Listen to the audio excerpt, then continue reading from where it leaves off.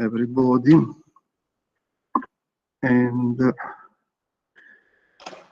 so what I want to do today is first of all to conclude the discussion about the equation of diffusion, and after to start the discussion about the equation of waves.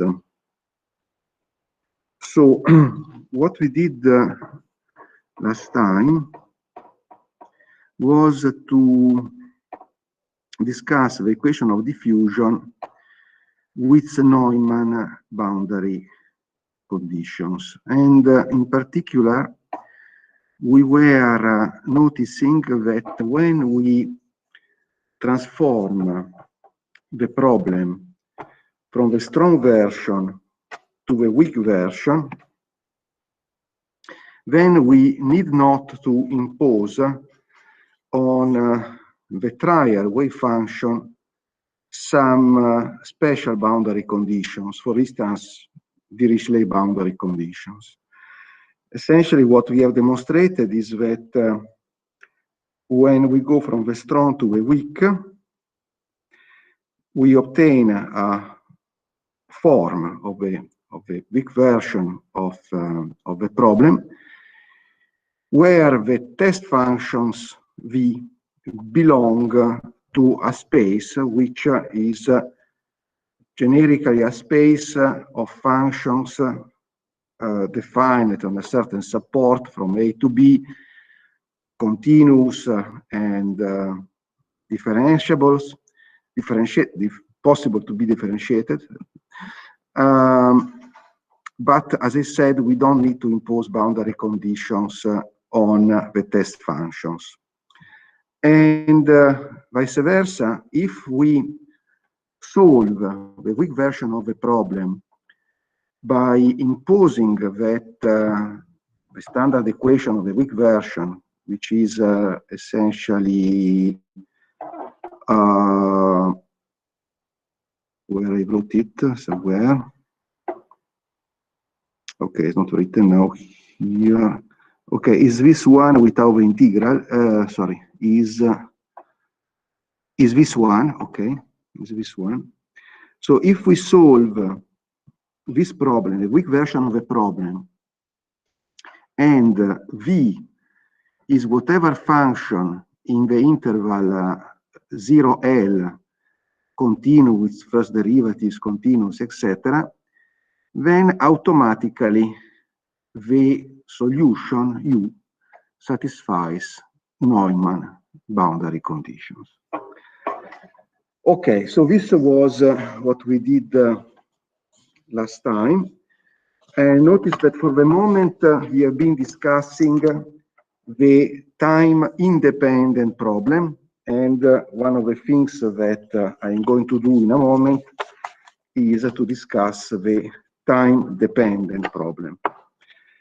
But before doing that, I mean, what we have done is only the first step in trying to solve the equation of diffusion by using the finite elements technique. We have just discussed how to transform the strong version of a problem into the weak version of a problem. And still, we need to discuss how to implement Galerkin technique, and after how to implement the idea of using piecewise polynomials, in particular linear piecewise polynomials. So this, in particular, this second aspect is what I want to discuss now with you. So what we want to discuss is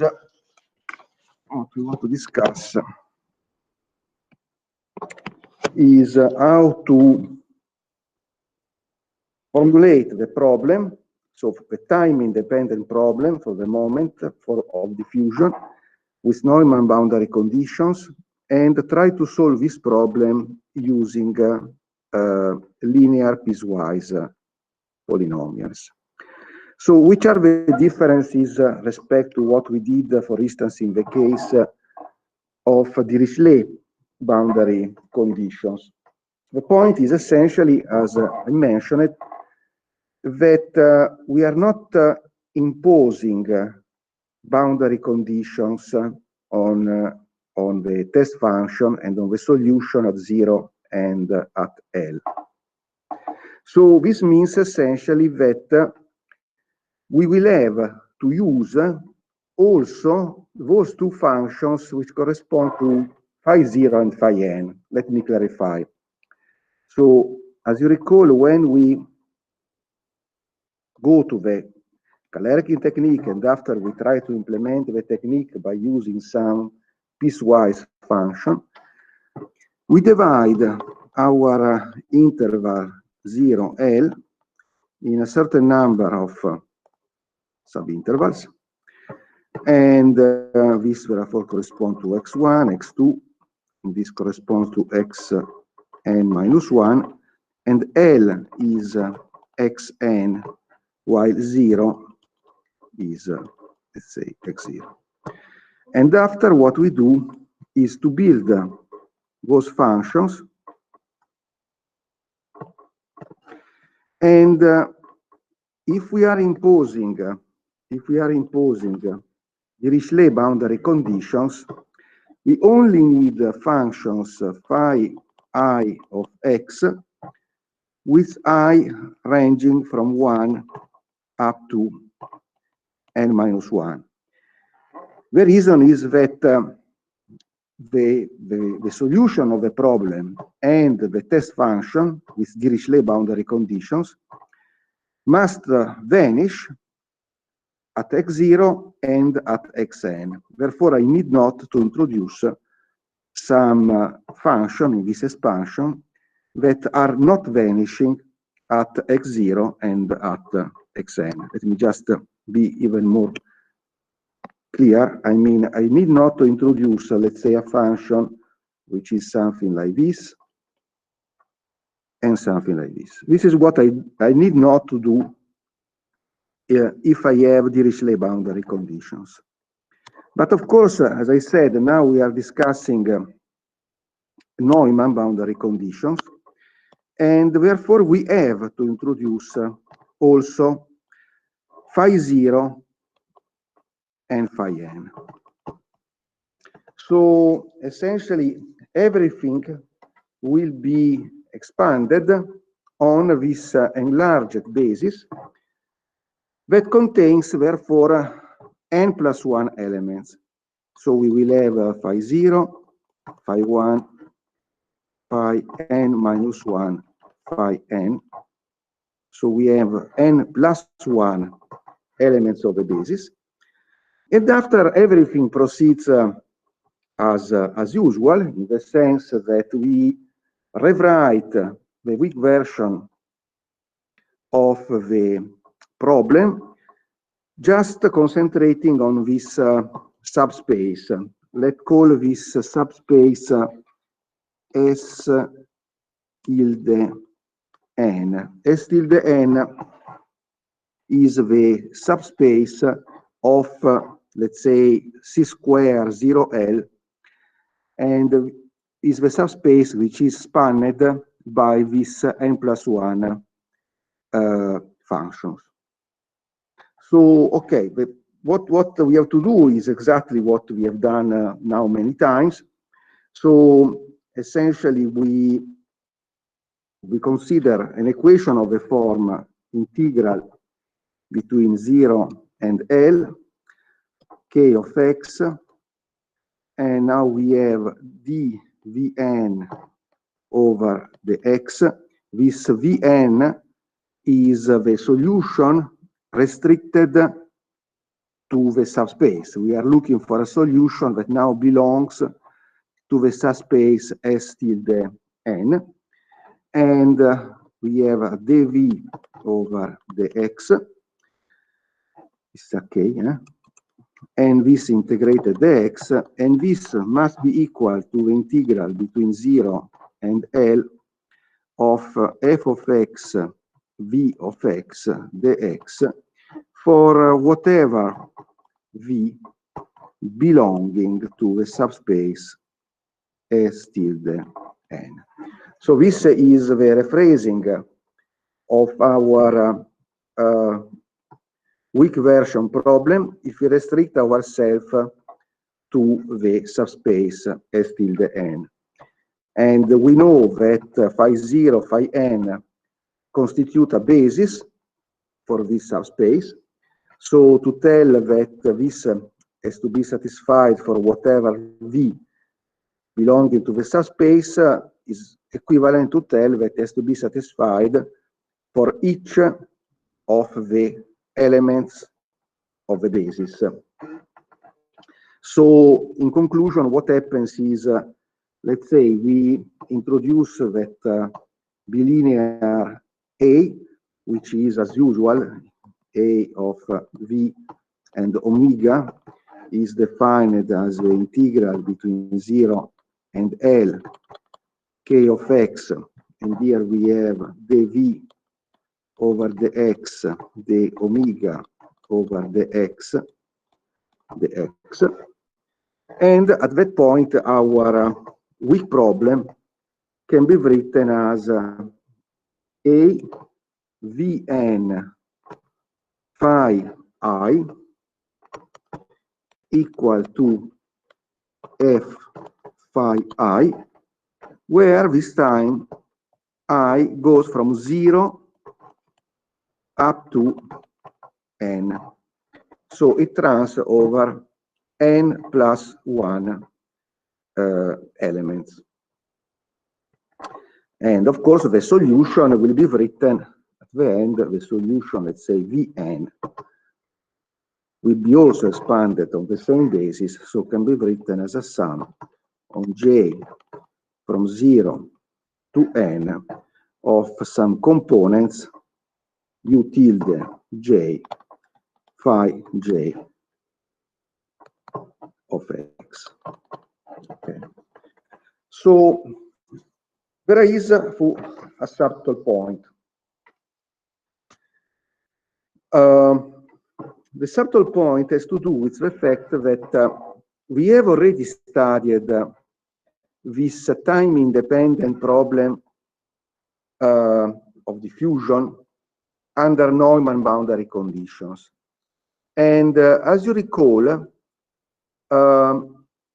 the problem of diffusion under Neumann, the time-independent problem, the stationary problem of diffusion under Neumann boundary conditions, has a peculiarity in the sense that not always it has a solution, and when it has a solution, the solution in general is not unique. You recall that this problem is linked to the fact that if we are solving the equation of diffusion, stationary equation of diffusion with Neumann boundary condition, we are essentially considering an isolated system. There is no, let's say that we are diffusing it, there is no heat exchanged on the two sides of the bar, for instance. So the bar is isolated. And it is a time-independent problem, so it means that the temperature has not to change with time. So this implies that if the function f is different from 0, still the function f, as you recall, represents localized sources of heat or sinks of heat, and they must average to 0. Because if there is a net deposition or a net absorption of heat, then the temperature would increase, could not reach an asymptotic behavior. So there is a condition there. The condition is that the integral from 0 to L of f of x dx must be equal to 0. But then, if that condition is satisfied, the solution is not unique, in the sense that if I get a solution, I always can write another solution just by adding a constant to the solution, changing the temperature by an amount which is constant along the bar. So how this problem appears in the new formulation that we are discussing. So the problem, I mean, now appears to be a linear algebra problem, something like this, okay? And let's write this even more explicitly because I can substitute Vn in the previous equation. So I get, let's say, something as, let's say, sum on I from 0 to n of A pi j pi I u tilde j. Sorry, this is a j, this is a mistake. Is a j, is summed on j, not on I. This is a sum on j. The sum on j. Okay, I will have to correct this later on. No, because instead. Oops, okay, this is not. So it's a sum on j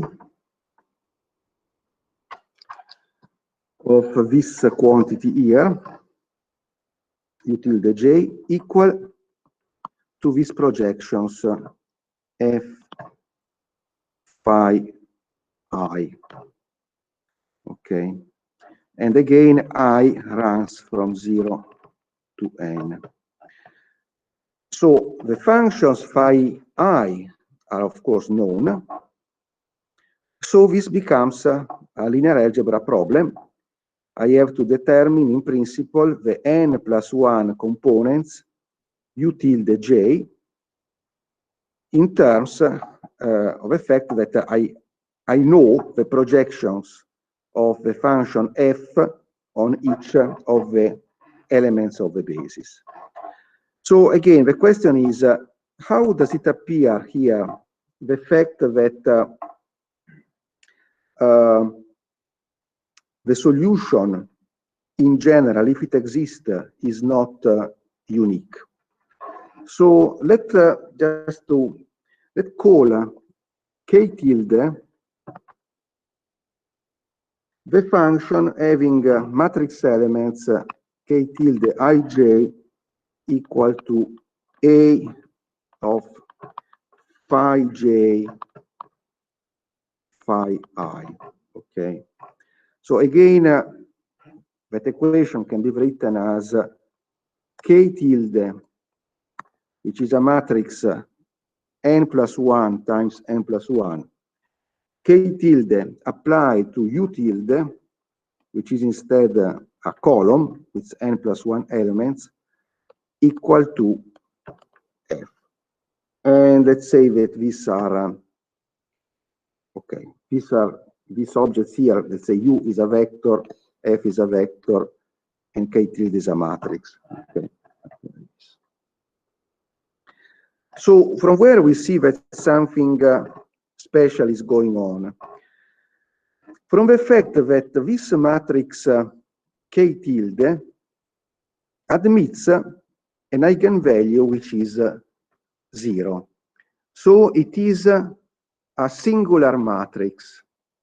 And therefore, if it is a singular matrix, it cannot be inverted. So let me tell again. What we are going to show now is that this matrix k tilde is singular, and therefore it cannot be inverted. The fact that it is singular comes from the fact that it admits an eigenvalue equal to 0. So let's check how it is that this matrix has an eigenvalue which is equal to 0. We can, for instance, take as a column, as u, we can take a column of constants, 1, 1, 1, etc. Or the fact that I am using explicitly a column of constant does not come as a real surprise, because essentially it is linked to the idea that if I find a solution, then the solution is not unique. I can always add a constant, and a constant function can be parameterized in terms of our phi I functions if I multiply each of the functions by the same constant. So let's consider this possibility. Let's consider as U an object like this. Let's call this object U constant, UC. Okay. So what, and of course this UC is different from zero. It's not the zero solution. Okay. So we have an object which is not zero, but it is annihilated by the matrix K. So you will get that K tilde applied to UC is equal to zero, meaning essentially that K tilde admits a eigenvalue which is zero. So how can we check that? Let's just do. So if I write K tilde applied to UC, so recall that K tilde is a matrix n+1 times n+1. UC is a column n+1, so this contains n+1 components. So let's take one of these components. Let's take a generic component I, and therefore I just substitute. So I just get sum on J from 0 to n of K tilde I J U C component J. But the point is that the UC components are all equal to 1. So what remains are just the K tilde, and the K tilde are just this scalar product between phi j and phi I. So what I get here is just something of a form sum on J from 0 to n of A of phi j phi I. Now I use the fact that A is bilinear. A is defined just as this object here, so it's linear both in U, both in V and in omega, both in the first and in the second argument. So I can bring the sum inside. So I can write this as a sum on J from 0 to n of our phi j phi I. But now I can immediately see that this object is equal to 0, because if I just go back to the definition of this bilinear A, this is the integral between 0 and L dx of K of x, and I have to take the derivative of the first object, so is the derivative respect to x of sum from 0 to n of phi j times the derivative of the second object, the phi I over the x. But the point is that this quantity here is the constant function 1, and therefore the derivative respect to x is 0, and so I just get 0. And I get 0, of course, for each of the components I. I mean, so this little demonstration is based on the fact that if I take as a function, I mean, a sort of test eigenfunction or eigenvector, one which is completely constant, this corresponds to a constant function, okay? And then I know that the derivative of constant function is 0, and is therefore annihilated by our operator A. Notice where is the difference here between the case of Dirichlet. In the case of Dirichlet, you recall the boundary conditions were that the function has to vanish at 0 and at L. So if there I take a constant function, it corresponds to the function which is identically 0, okay? So sure enough, if I apply k tilde to the 0 function, I get 0, but it is the 0 function, so it corresponds to an empty subspace. But in this case, I can take whatever constant function, and this as eigenvalue equal to 0. Okay, so this is the important difference between Dirichlet boundary conditions and normal boundary conditions. Yeah. Why the sum of ij plus 1? Oh, okay.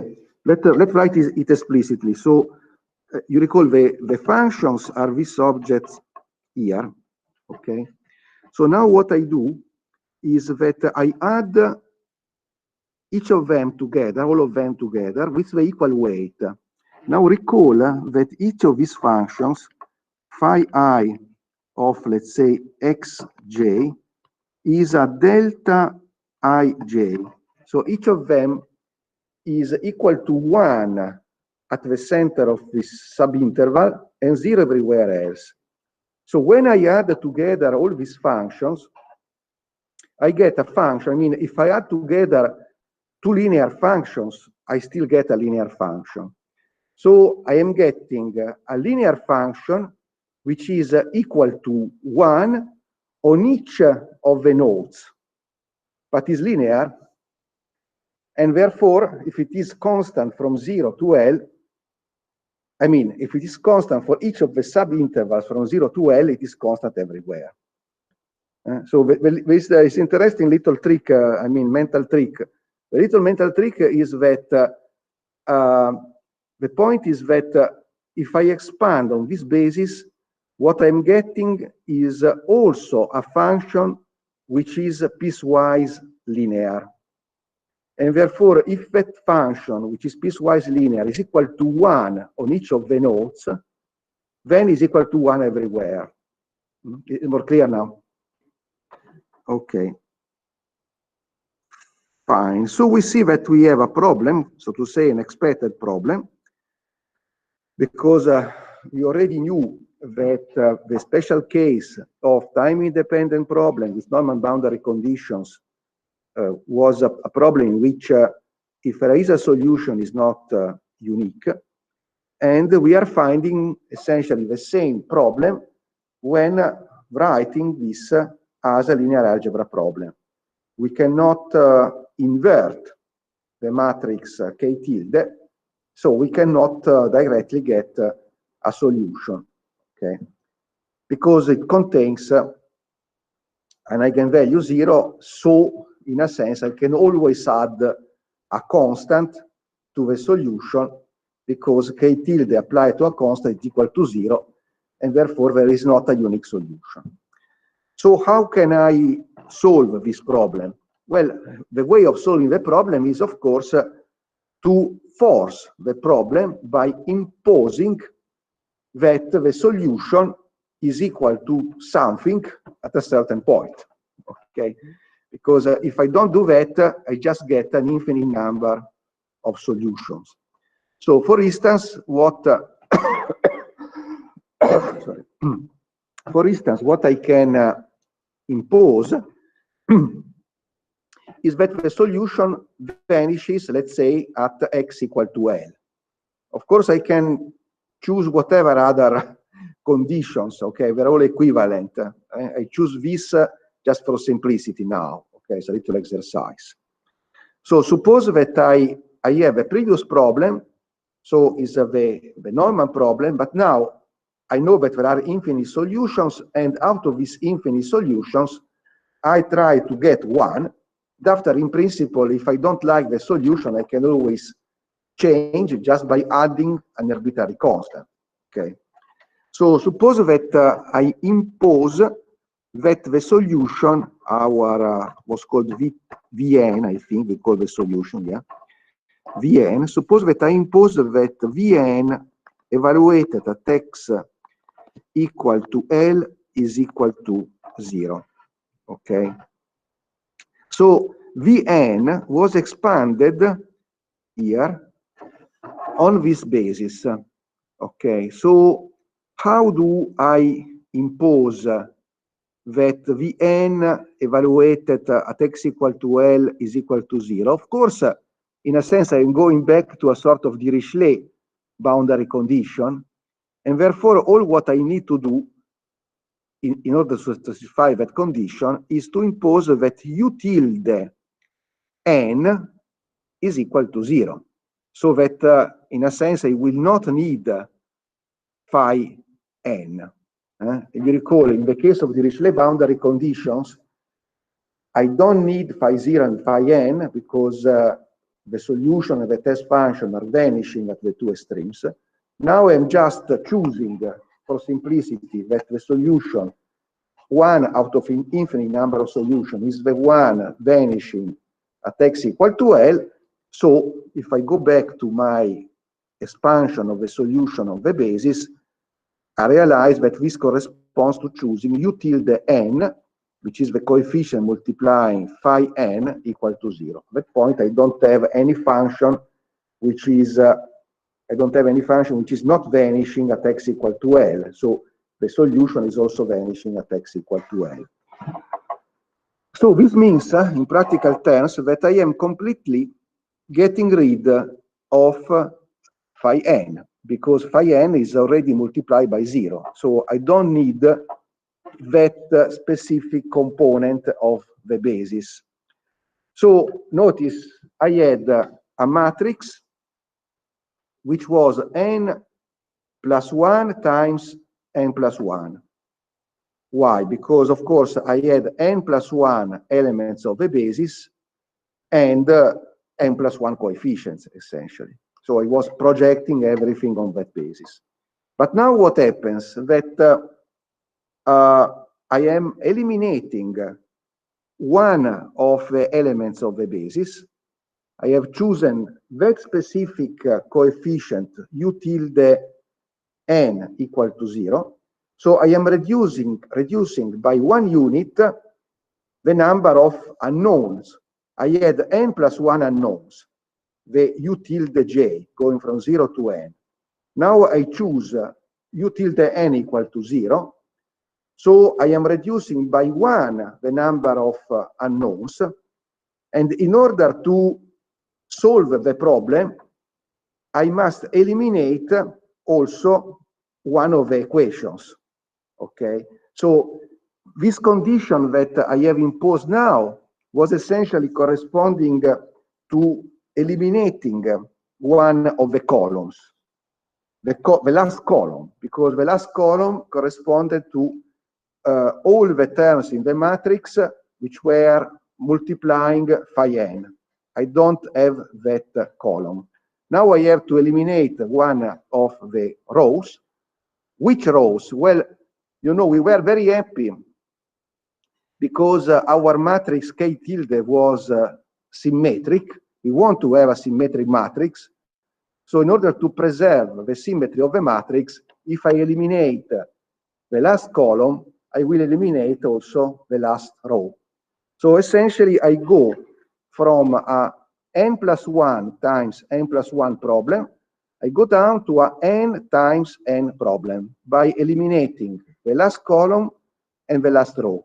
It's the idea that eliminating the last column is equivalent to imposing that the solution vanishes at L, but at that point I would get n plus 1 equations for n unknown, which is too much.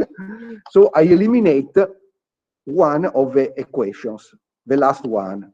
And by doing that, I preserve the symmetry of the matrix. And at this point, the problem is solvable. At this point, the problem is solvable.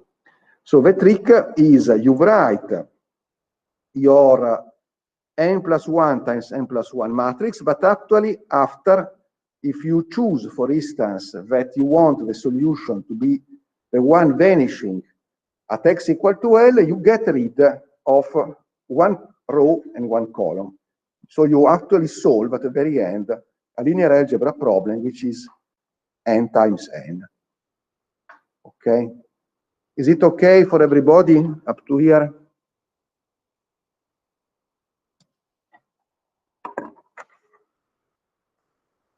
Is okay from home?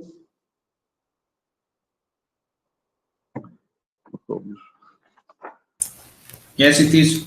Okay, thank you.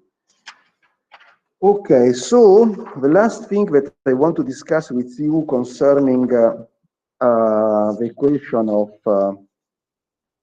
diffusion is, we don't need to go into all the details because essentially it's very similar to what we have already done, is how to write this time the finite element technique for the time dependent problem, okay? And in a sense, it is simpler, in a sense.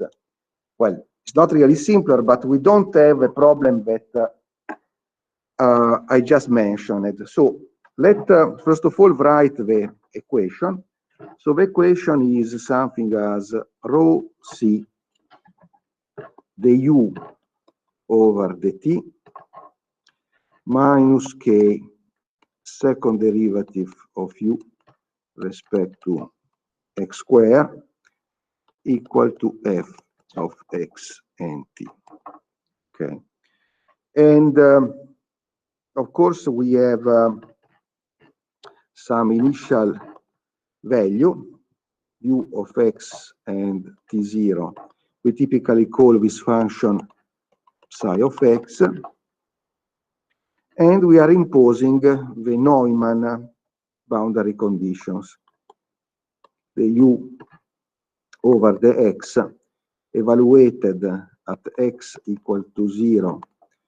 This was t0. Evaluated x equal to 0 and for whatever time t is equal to 0. And similarly, the u over the x equal to L and t. This is for whatever t, okay, larger than t0. Okay, so why this problem in a sense is simpler? So we proceed exactly as we discussed a moment ago. So we build our basis of functions, phi 0, phi 1, phi n, and everything, so to say, proceeds exactly as before. But in this case, we don't run into the problems that we had before. Why we don't run into those problems? Well, first of all, we need not to impose the condition that the integral on x of the source, f of x, is equal to 0. Why we need not? Because we are not looking for a time-independent solution. So if there is a net deposition of it or a net absorption of it, that's it. The temperature will evolve in time as it is. Okay, and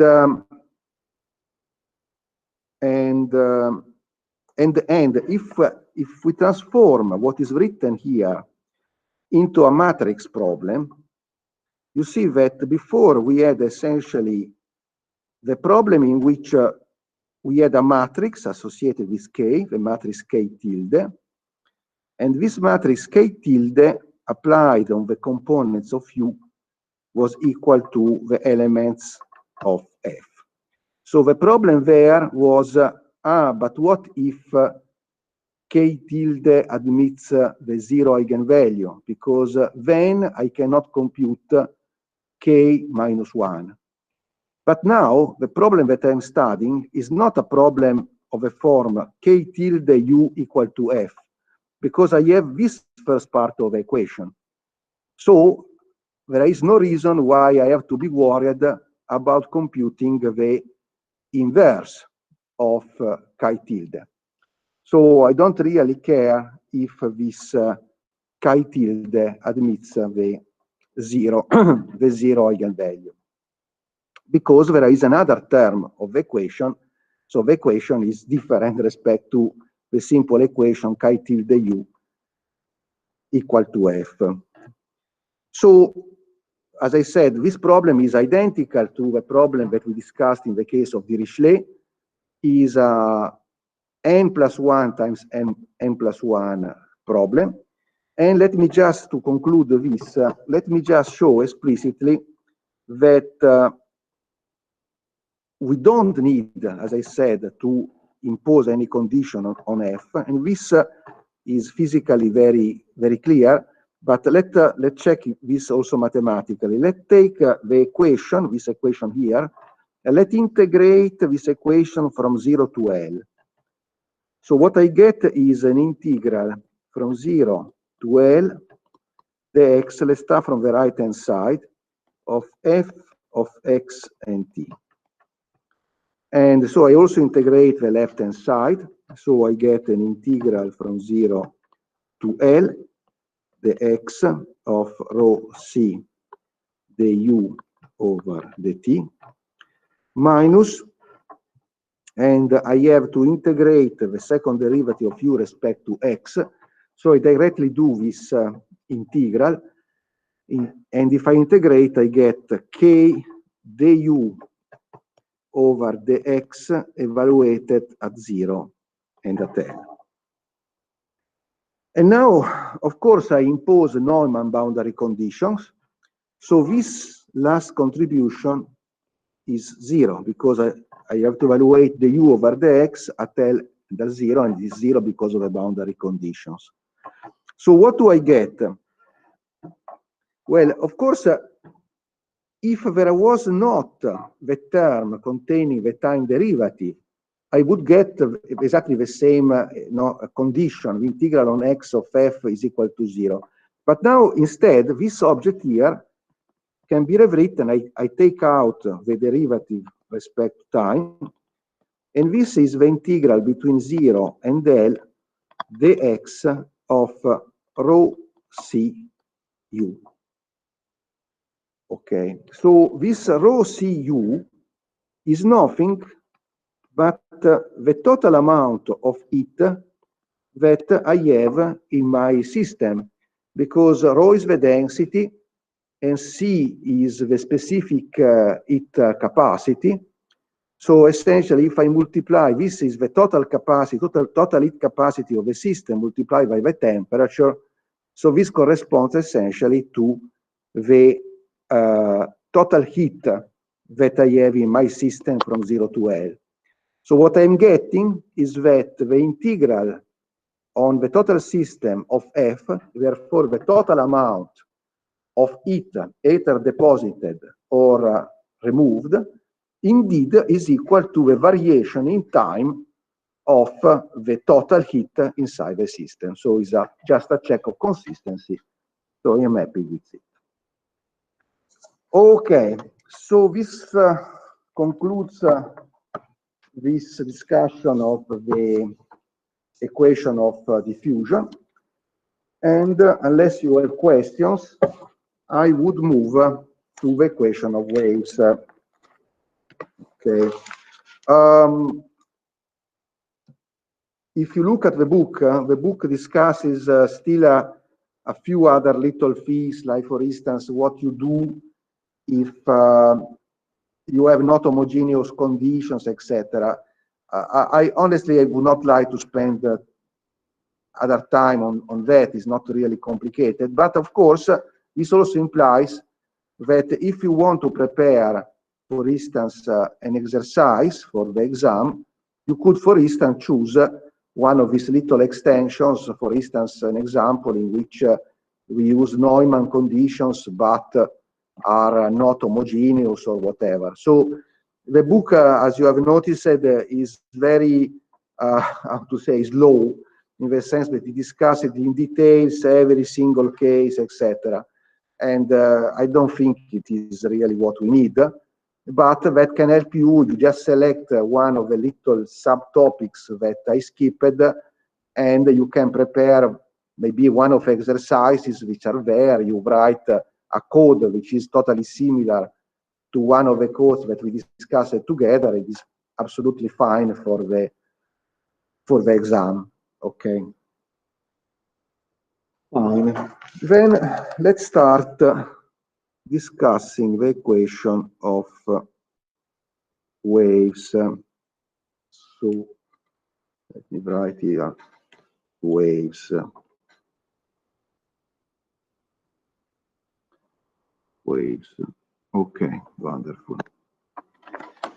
Okay, so to discuss the equation of waves, we can start by discussing a very simple case, which is the case in which, as usual, all the coefficients, all the functions that enter the problem are just constant.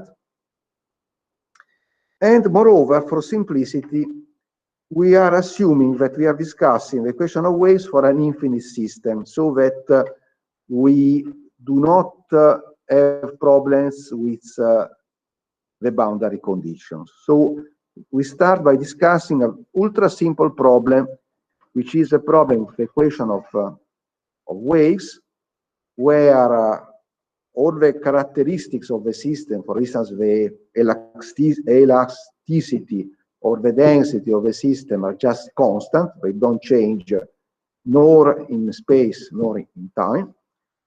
And second point, we assume that the system is one-dimensional but infinite, so we don't even have to bother about boundary conditions. In that case, this equation of waves can be solved analytically. That is what we are going to do now. We obtain a solution obtained a couple of centuries ago by Monsieur D'Alembert. Alors, let's start by writing the equation that we want to discuss. So the equation is this one. Second derivative of u respect to time minus c square second derivative of u respect to space equal to 0. And we need to impose, of course, two initial conditions, because you recall the difference between the equation of waves and the equation of diffusion is that the equation of waves contains a second derivative in time. And this, of course, have a lot of implications. And so we have to impose two initial conditions. Let's assume that u of x and t equal to 0 is psi of x, and that du over dt x t equal to 0 is gamma of x. So this is the problem that we want to solve. We want to solve this problem here. So the first thing that we can do is to find a general solution for the first equation, the equation where I have not yet imposed the initial conditions, and after we will try to see how to impose the two initial conditions. So recall, as I said, that here we are assuming that this quantity c is a constant, and we will see in a moment that it represents a velocity. Okay.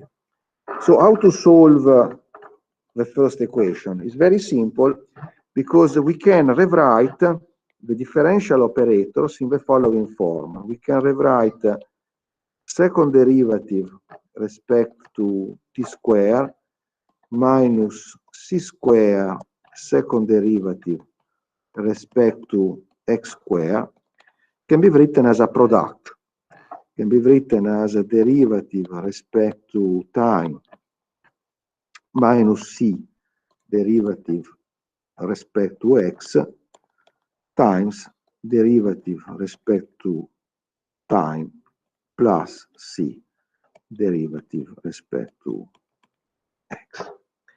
This comes, of course, from the fact that the derivatives respect to time and respect to x, we are assuming they commute. Okay, so in that way, we just get rid of the two mixed derivatives.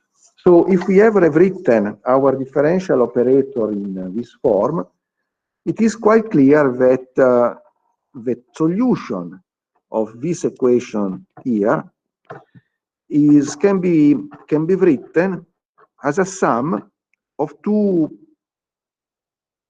functions. One of the functions is annihilated by the first of these factors, and the other function is annihilated by the second of these factors. I mean, if I write the solution as f of x and t plus g of x and t, and if, let's say, f is annihilated by the first factor and g is annihilated by the second factor, then f plus g is 0 when I apply on it this total differential operator, because one of them is annihilated by the first and the other by the second. Okay. So point is, it is quite simple to write the solution of a problem of the form, let's say, du over dt minus or plus, what should we choose, whatever. Let's say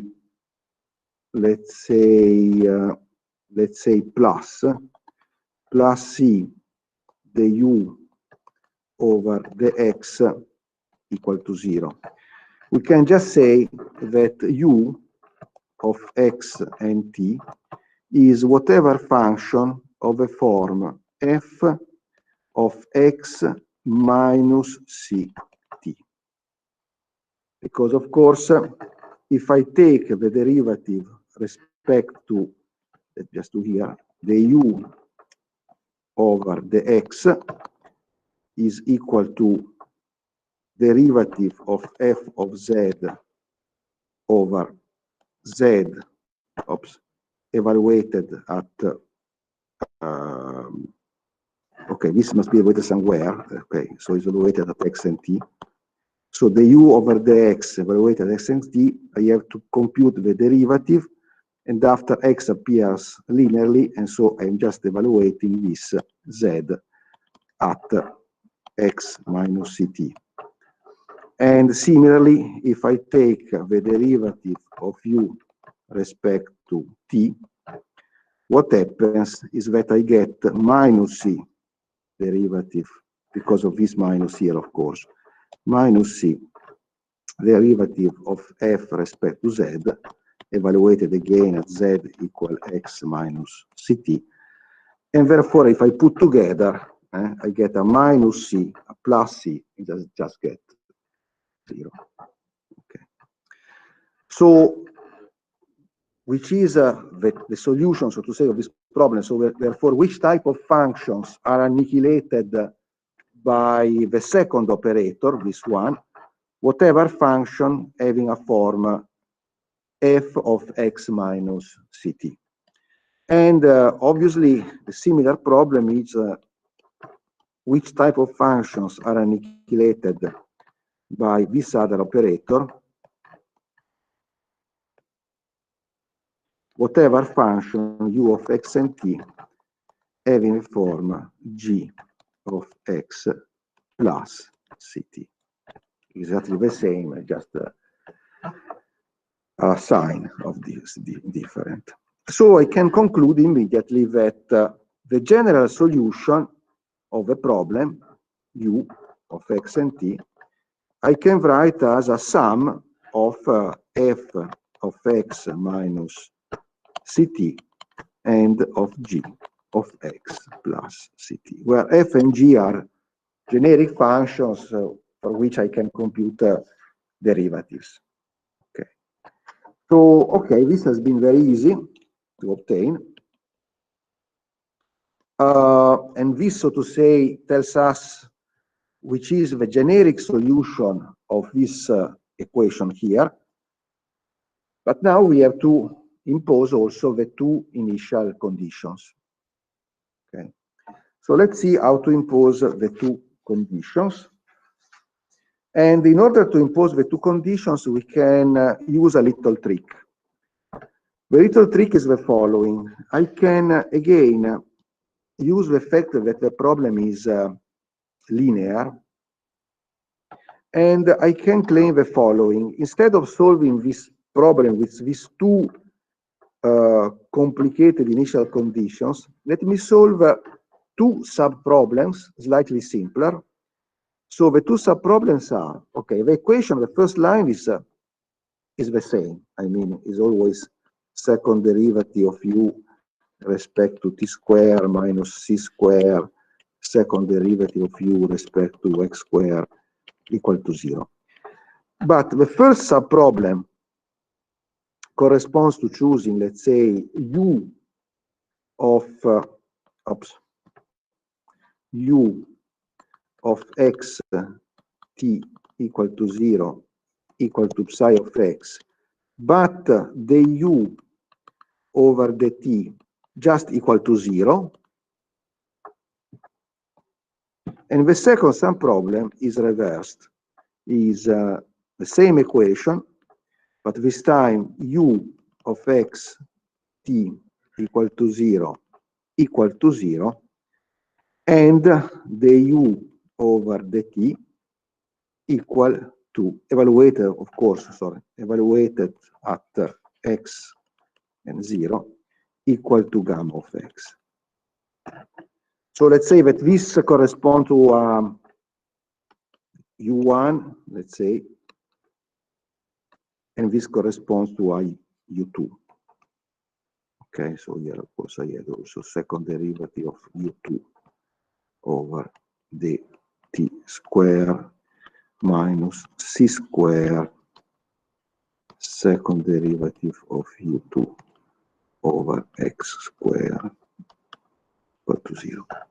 So what I am claiming is that instead of solving immediately the first original problem with psi of x and gamma of x both different from 0, I concentrate for the moment on two sub-problems in which one of the two initial conditions is put to 0 and the other is the original one. So if I'm able to solve these two sub-problems, after I can claim that the solution u of x and t is the sum of u1 of x and t plus u2 of x and t. To state that, I just have to notice that the equation I'm discussing is linear. And if I consider the initial conditions, of course, the condition for u concerning the value of u at t equal to 0, since the u2 is equal to 0, is just the same as psi of x, and similarly for the condition of the derivative of u, we just get gamma of x because the other is vanishing. So if I consider the two initial conditions, I have to add the initial condition of u1 is the one of u2, and I get again psi of x and gamma of x. So, okay, I have slightly simplified my problem because now I just need to solve the problem for u1 and for u2 with these initial conditions. And moreover, I know that the general solution for these two problems is still of the form f of x minus ct plus g of x plus ct. Okay, so I have essentially now all the ingredients to try to solve completely the problem. So let's start from the first problem. So the first problem is the first sub-problem, so to say, correspond to the situation in which, let's say, I have a u1 of x and 0 equal to psi of x, and the derivative of u1 over the t, x and 0 is equal to 0. Okay. But I know that the solution u1 of x and t can be written as a sum f1, let's say, of x minus ct plus g1 of x minus ct. Actually,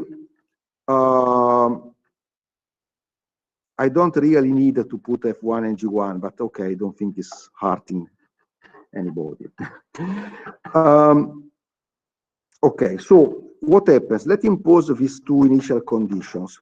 So the first initial condition tells us that f1, so I have to evaluate at t equal to 0, f1 of x plus g1 of x has to be equal to psi of x. The second condition contains the derivative respect to time. So it means that minus c f1 prime of x plus c g1 prime of x is equal to 0. Okay? Because to take the derivative respect to time implies taking derivative of the whole argument, but after there is a minus c or a plus c that I have to include. So the second line essentially tells us that f prime, the second one tells us essentially that f1 prime must be equal to g1 prime. So they must be the same function, but for a constant, essentially. And therefore, I can immediately see which is the solution of the problem, because they have to add together to psi of x. So I can directly write that the solution is, let's say, writing that f of x, f1 of x is equal to g1 of x and is equal to 1/2 psi of x. Because if I do that, when I add together, I get psi of x, and of course the derivative are just the same. So the solution of this first subproblem is u1 of x and t is equal to 1/2 psi of x minus ct plus psi of x plus ct. So this solves this specific subproblem here. It's a problem in which I put to 0 initially the derivative respect to time of u, okay, the velocity. Okay. So let's now try to solve the second subproblem.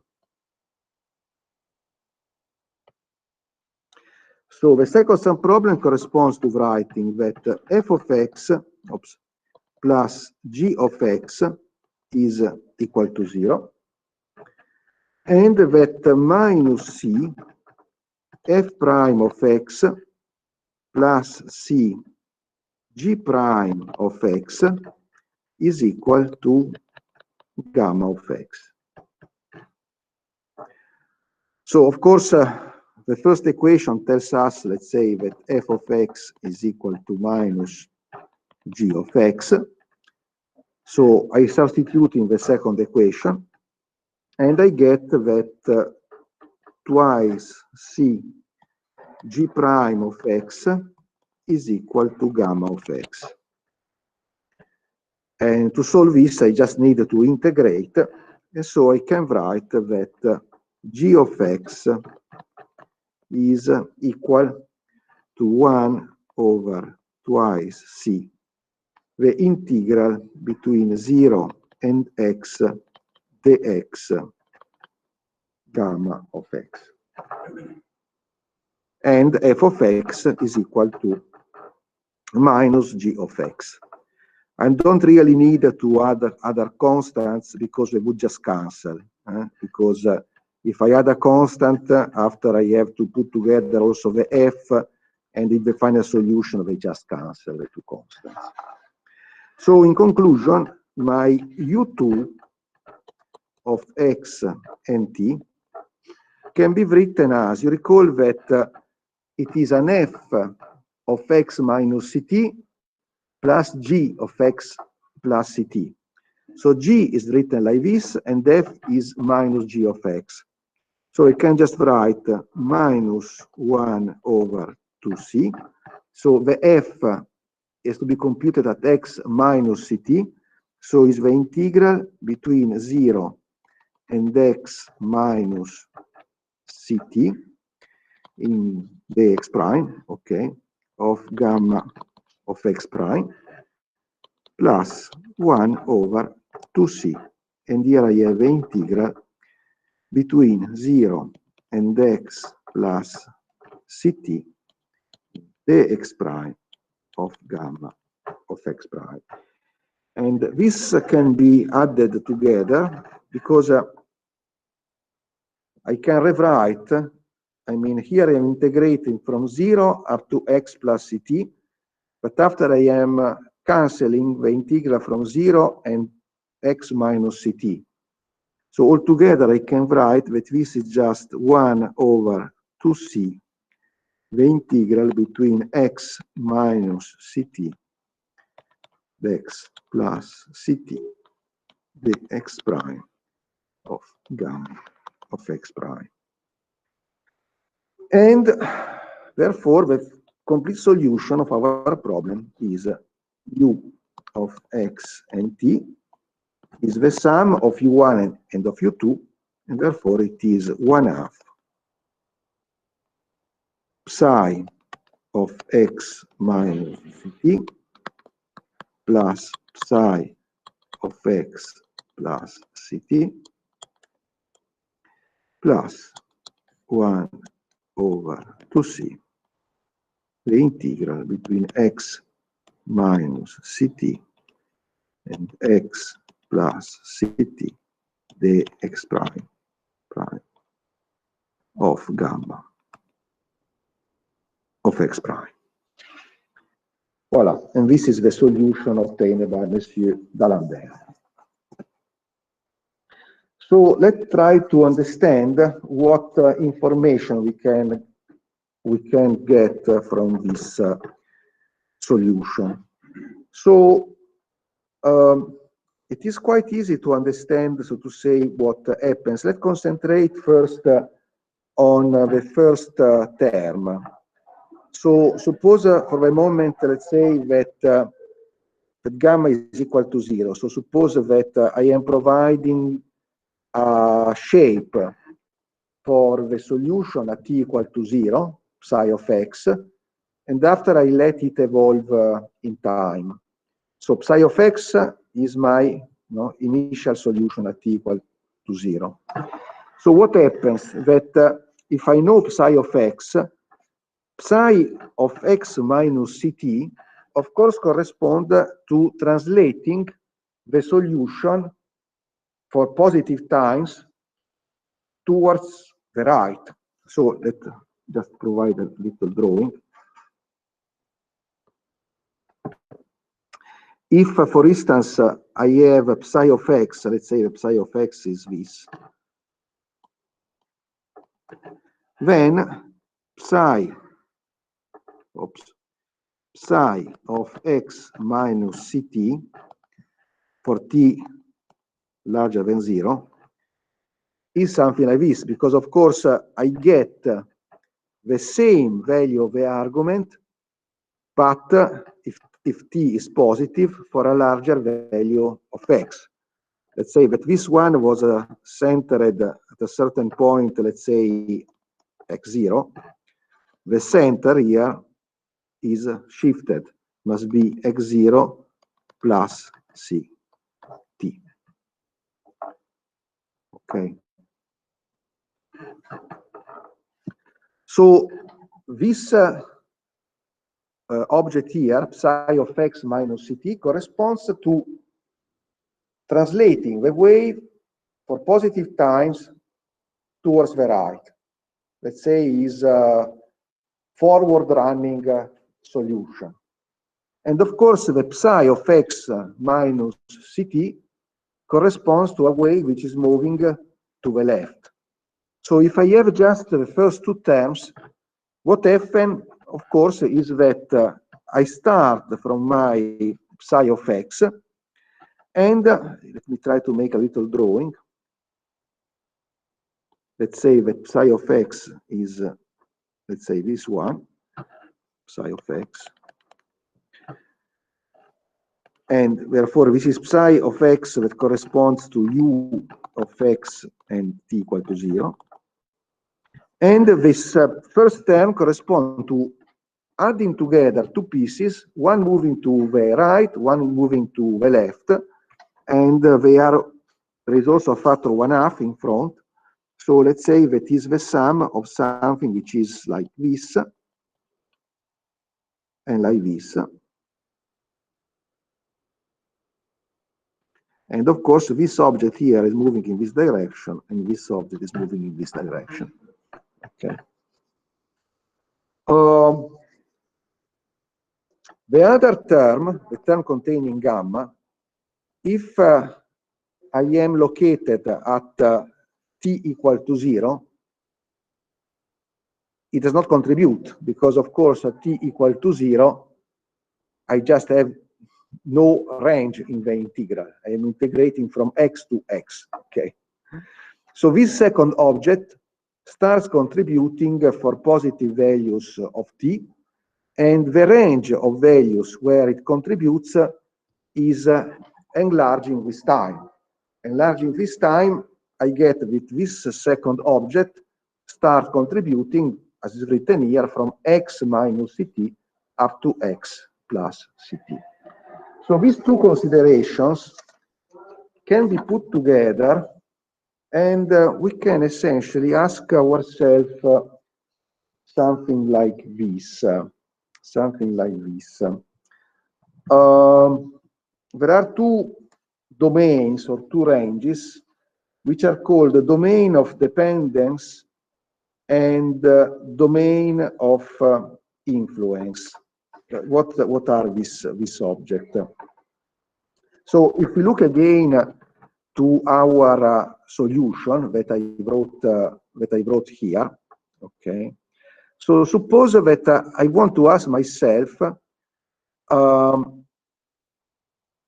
under which conditions this solution is, let's say, different from 0, or vice versa, under which condition this solution is identically 0. So notice that if I try to evaluate the solution at x and t, what really enters here is this function psi evaluated at x minus ct, evaluated at x plus ct. So, of course, this means essentially that if I want this object to be different from 0 at a certain point, at a certain time, then this psi must be different from 0 at x minus ct and at x plus ct. Or at least, I mean, or this is different from 0, or the second term is different from 0, but different from 0 where? Well, again, in order for this to be different from 0 and x and t, somewhere in the range between x minus ct and x plus ct, gamma must be different from 0. So what can I conclude? That if I want my solution to be different from 0 at a certain point x, at a certain time t, either the or the gamma, they must be different from 0 in some point in the range between x minus ct and x plus ct. If in that range they are both identically 0, there is no way that u is different from 0. So this intuitively is quite obvious in the sense that suppose that I have, let's go back here. Suppose that I ask myself, I choose a specific x bar, okay? And is u of x bar and t bar equal or different from 0? Question mark. Well, it depends if this signal had enough time to reach x bar at the time t bar. And in order to conclude that, I need to see how this psi of x, for instance, evolves in times. So I know, for instance, that if psi of x was this shape here, one of the two components for this simple problem is irrelevant for me. If suppose that x bar is like in the drawing, one of the components go to the left. The other component goes to the right, but of course I need to wait enough time that this component really reaches me. So if I ask the opposite problem, so to say, I am sitting here, under which conditions I will get a signal which is not just 0? I get a signal that is not just 0 if the component which is moving to the right, which is this psi of x minus ct, if psi of x minus ct is different from 0, of course, meaning that x cannot be too much to the left and or the time cannot be too short. Instead, I will never get a signal at the moment t bar at the point x bar. Is it clear enough what I'm saying? So essentially, this is what is called this domain of dependence. It's telling us essentially, if I am sitting at a certain position, do I get or I don't get any signal? And so this can be interpreted also through a little drawing. Let's say this is time, this is x, and I am sitting here. And what really matters, if I'm sitting here, is what happens in a sort of triangle that in 3+1 dimension is a cone. And therefore, is this area here that really matters. If this one is x bar and this one is t bar, then this point here are essentially x bar. Okay, let's go, suppose that this is 0 for simplicity, okay. This is x bar plus ct bar, this point here, and this point here is x bar minus ct bar. And only if either psi of x or gamma of x are different from 0 in this region here, then I get a signal. Instead, I don't. Okay. And of course, this can be completely reversed in the sense that if instead, so to say, I put my initial condition here, let's say at t bar, which regions can be affected by what happens at t bar? Which regions can get a signal if the signal started, sorry, if the signal started at x bar at the moment t bar? Again, I have a sort of cone, in one dimension is just a triangle, and only the regions inside this cone can reach the signal. Okay, so this is essentially the principle of causality.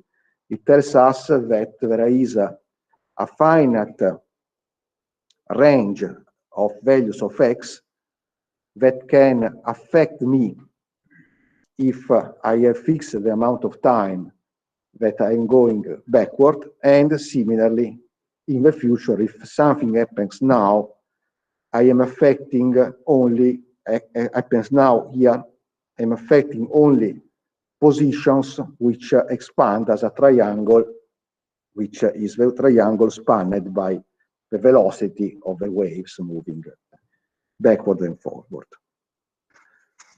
Okay, this we did. We still have some 10 minutes, and we can use these 10 minutes maybe by, so this example that we have done is nice and interesting, but as I stated at the beginning, it's also very, very simple in the sense that we discussed this specific problem, which is a problem in which we don't have boundary conditions because we have chosen infinite system, and we put equal to 0 the f of x. Okay, so it's a nice and easy problem to study, to get analytic solutions and to start understanding. But instead, we would like to have more general techniques that can be used to solve a more general problem. So as usual, we will start by discussing a problem of waves in terms of Fourier decomposition. So let's use these last 10 minutes in repeating rapidly what we get in that case. So suppose that we have now a more general problem like this. So we have second derivative of u respect to time minus c square second derivative of u respect to space, and let's say that this is equal to f of x and t, and initial conditions u of x and t0 is psi of x, and the u over the t of x and t0, t0 is gamma of x, and this time we impose, for instance, Dirichlet boundary conditions. So u of 0 and t is equal to 0, and u of L and t is equal to 0. So this problem is, of course, similar to a problem we discussed in vacational diffusion, but with a very important difference. The important difference is that here we have a second derivative respect to time and not a first order derivative. So the procedure is, on the other hand, essentially identical, so I will go through it rapidly. And so we already know which are the eigenfunctions of the time-independent differential operator, and we know these eigenfunctions under the Dirichlet boundary conditions. These are the sinus functions. So we can directly write that our solution, u of x and t, can be written as a sum from 1 to infinity of coefficients, which of course this time will depend on time, of sinus of n pi x divided by L. So as we just remind, the sinus of n pi x divided by L are the eigenfunctions of the time-independent differential operator, second derivative, with the Dirichlet homogeneous boundary conditions. So we expand everything on that basis, meaning that f of x and t is expanded as a sum from 1 to infinity, and let's call this coefficient Cn of t sinus of n pi x divided by L. And okay, if we take both the expansion of U and the expansion of F, and we substitute in the first equation, in the equation of waves, what we get is essentially the following. What we get is, okay, a sum from 1 to infinity. So I am substituting this expansion here, and after I will equate this to the expansion of F, and therefore the first term, which contains the derivative respect to time, just implies that I get the derivative respect to time of the coefficients.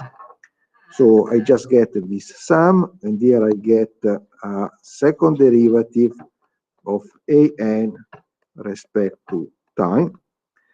While if I substitute this expansion in the second coefficient, since the functions are the eigenfunctions of the differential operator minus second derivative of u respect to x, I get the eigenvalues.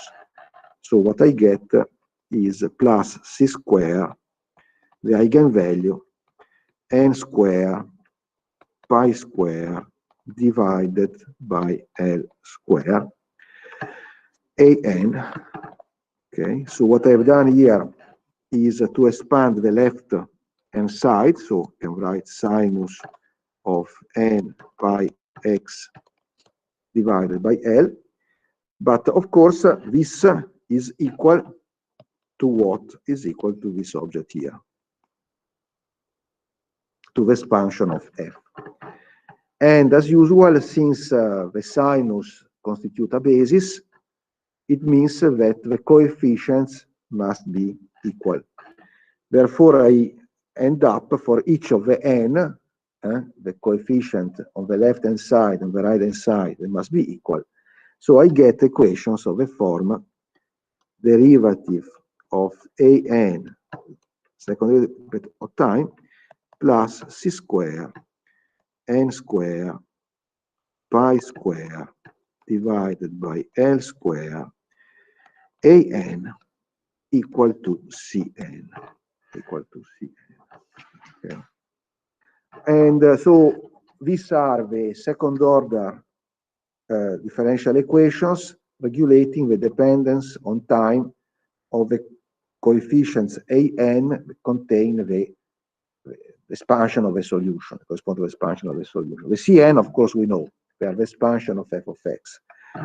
So this second order differential equation, we have also to provide two initial conditions.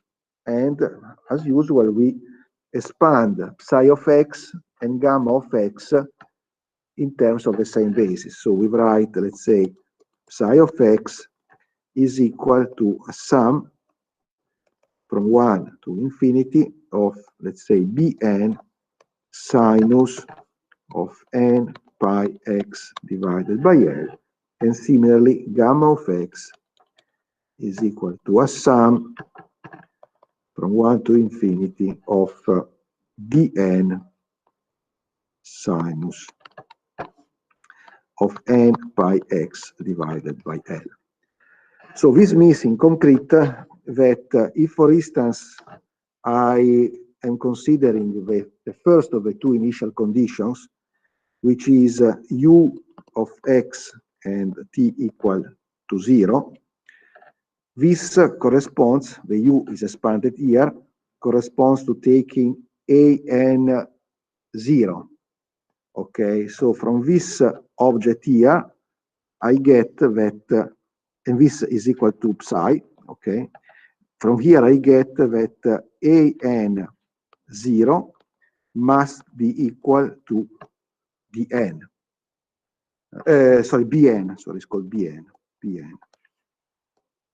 And similarly, for the other condition, the u over the t x t equal to 0,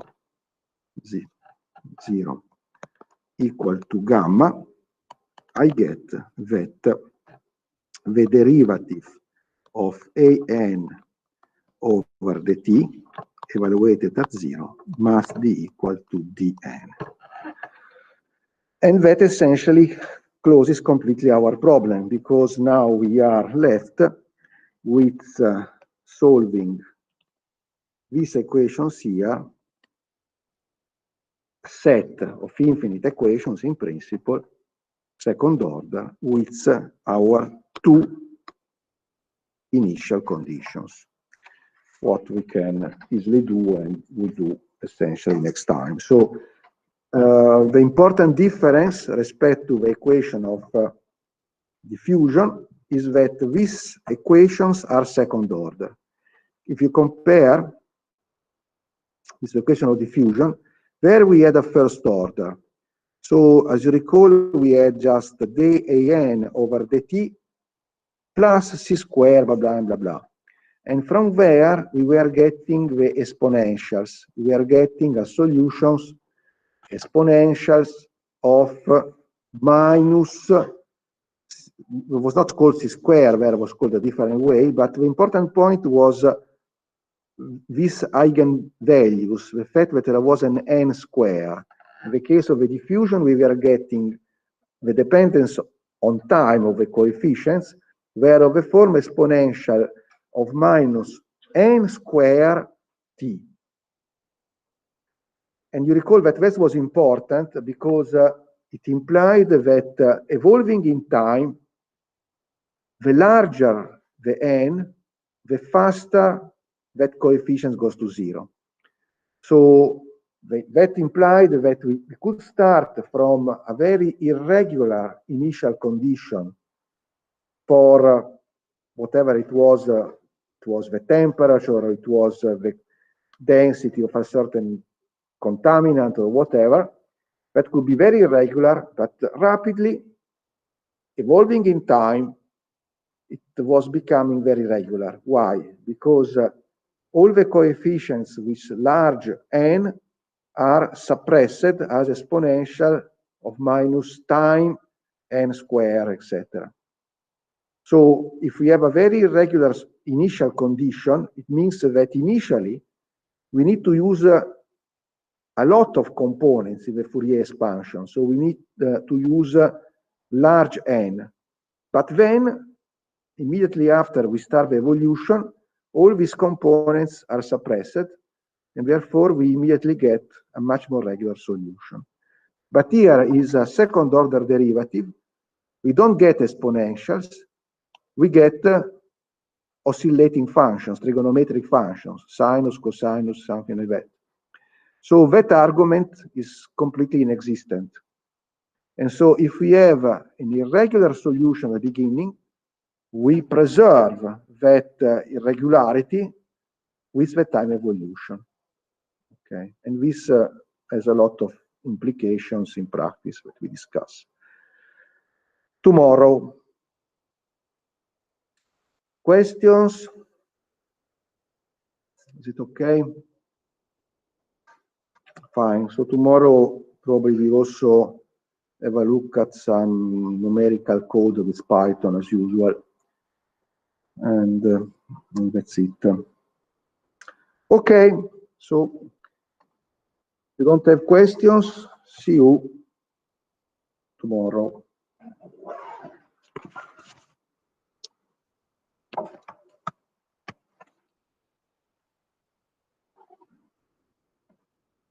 Nothing from home. Okay.